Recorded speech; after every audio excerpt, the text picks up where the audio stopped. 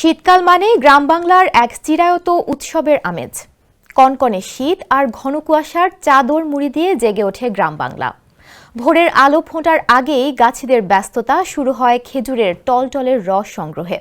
কেউ গাছে উঠে রসের জন্য নিপুণভাবে গাছ কাটছেন, কেউ রসের হাঁড়ি নামাচ্ছেন, কেউ বা আগুন জ্বালিয়ে সেই রসকে পরিণত করছেন সোনালী গুড়ে।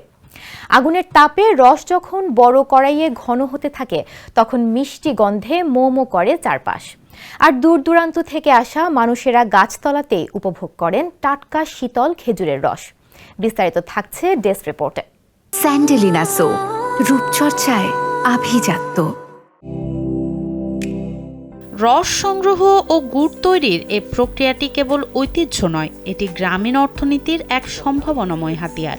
বংশ পরম্পরায় এই পেশার সঙ্গে জড়িত মানুষেরা যেমন আছেন, তেমনই আছেন জীবিকার তাগিদে নতুন করে যুক্ত হওয়া অনেকেই। এক মাসের মতন গাছ কাটি আলা দিলে 12-13 হিঁচে টিচে এটারে করি করার পরে এক মনের মতন মিডেও। নিজুম দ্বীপের খেজুরের গুড় অনেক পরিচিত, অনেক পর্যটক মিঠাইগুলা কিনে নিয়ে যায়। বিশেষত যেসব অঞ্চলে খেজুর গাছের আধিক্য রয়েছে সেখানে এই রস ও গুড় উৎপাদন হয়ে উঠেছে পুরো শীত মৌসুমের প্রধান অবলম্বন। গাছ থেকে সংগৃহীত রস 7 থেকে 8 ঘন্টা ধরে জাল দিয়েই তৈরি হয় খাঁটি গুড়, যা অনেক পরিবারের সংসার চালানোর মূল উৎস।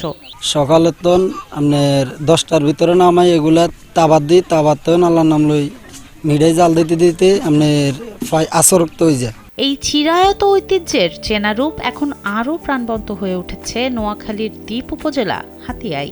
নদীমাতৃক এই অঞ্চলের মাটি ও জলবায়ু খেজুর গাছের জন্য অত্যন্ত উপযোগী হওয়ায় এখানে রস গুড় উৎপাদনে রয়েছে উজ্জ্বল সম্ভাবনা। সকালবেলা যে রসগুলা নামানো হয় গাছ থেকে, এই গাছের যে রসের যে গ্রান, এই গ্রানটা আমাদের ঘরে থাকি আমরা পাই, খুব ভালো লাগে। সিন্নি ফাঁকাই এবং সইডা বানাই, বিভিন্ন জাতের ফিডা তৈরি করে খাইতেছি, মাশাআল্লাহ খুব ভালো লাগে। দ্বীপে এটার খুব সুনাম এবং এটা সারা বাংলাদেশের বিভিন্ন জায়গায় যায়, পর্যটকরা আসে, এরা এখান থেকে খেজুর গুড়া নেয় এবং খুব সুনাম করে। উপজেলা কৃষি কর্মকর্তা আব্দুল বাসেত সবুজের তথ্য অনুযায়ী হাতিয়ায় প্রায় 36 হেক্টর জমিতে খেজুর গাছ রয়েছে, যেখান থেকে মৌসুমে প্রায় 28 মেট্রিক টন গুড় উৎপাদনের সম্ভাবনা আছে। বিশেষ করে নিঝুম দ্বীপের গুড়ের মান ও চাহিদার কারণে এখানকার গাছিরা বাজারেও ভালো দাম পাচ্ছেন। হাতিয়া উপজেলায় প্রায় 36 হেক্টর জমিতে 7000-এরও বেশি খেজুরের গাছ রয়েছে। আমরা আশা করি এবছর প্রায় 28 মেট্রিক টন গুড় উৎপাদন হবে। হাতিয়ার যে স্থানীয় যে চাহিদা, সেই চাহিদা মিটিয়েও বাহিরের এলাকাগুলো তো রস এবং গুড় বিক্রি করতে পারবে আমাদের স্থানীয় লোক। উপজেলা প্রশাসনের পক্ষ থেকেও এই শিল্পকে টেকসই করার উদ্যোগ নেওয়া হচ্ছে। উপজেলা নির্বাহী কর্মকর্তা মোহাম্মদ আলাউদ্দিন জানিয়েছেন, গাছি ও কৃষকদের আধুনিক প্রশিক্ষণ দেয়া গেলে গুড়ের মান আরও উন্নত হবে।